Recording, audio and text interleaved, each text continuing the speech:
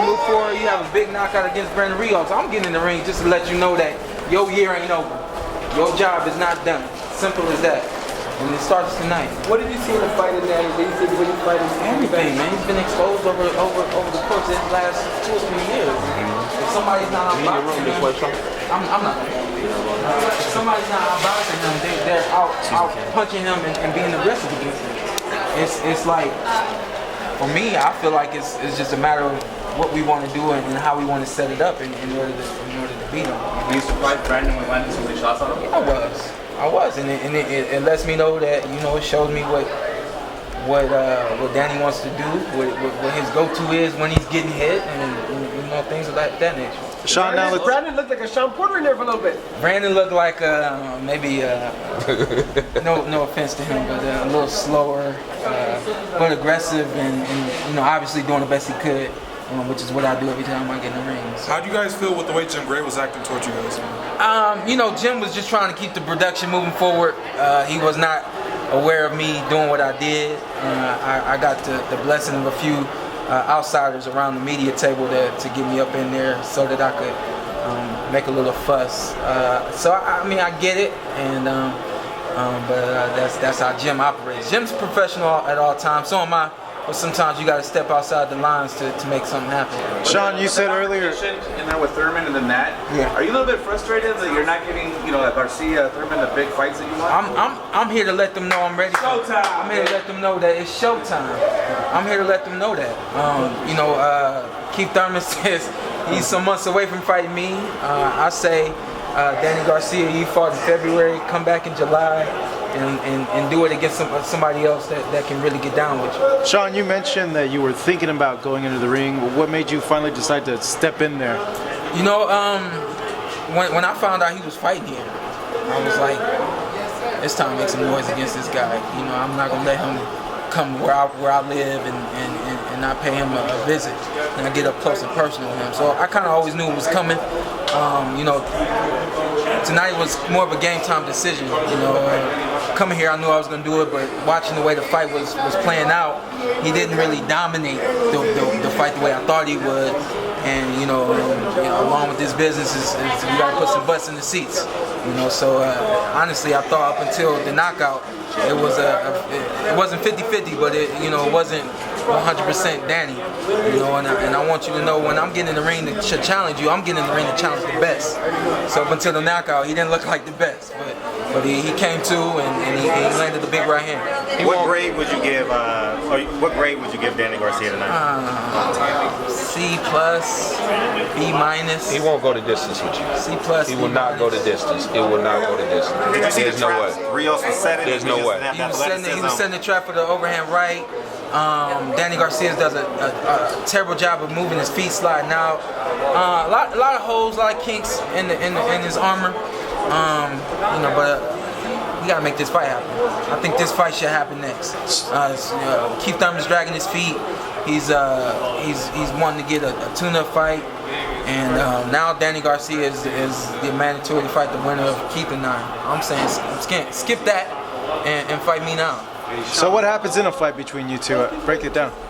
Great fight. I outbox him, I outpunch him, and I knock him out. He's getting stopped. He's getting punished. It's as simple as that. I mean, all that noise he made, but not saying, let's fight. You know what I mean? Then you got the little clowns around him jumping around, but I didn't see his daddy nowhere. I don't know why his daddy didn't step up. And they know me. They know who I am. Y'all know who I am. Y'all know I'm a professional all the time. I'm not gonna say nothing out my mouth that on me. I'm not gonna do nothing that on me. So months ago when I did the thing on Instagram, it was funny and it was cool and I was calling you out and everything.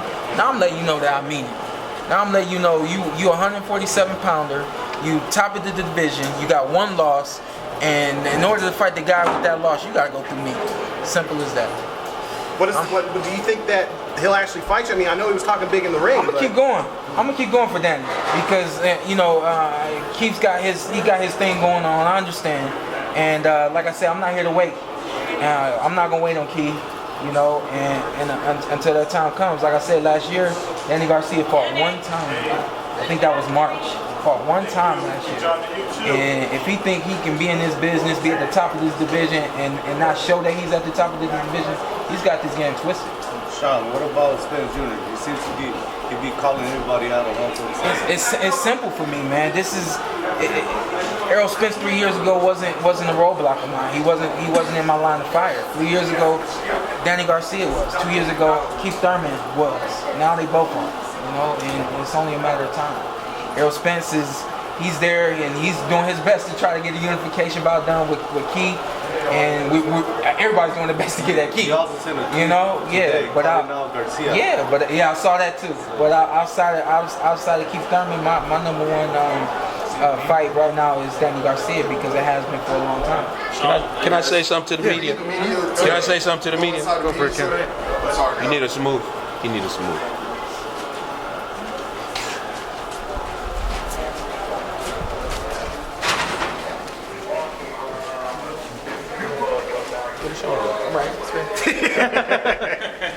The question I have, which everybody here is intelligent, please, the next time you put a camera in this man's face, don't accept the fact that he says he didn't know there was ever a fight between him and Shawn.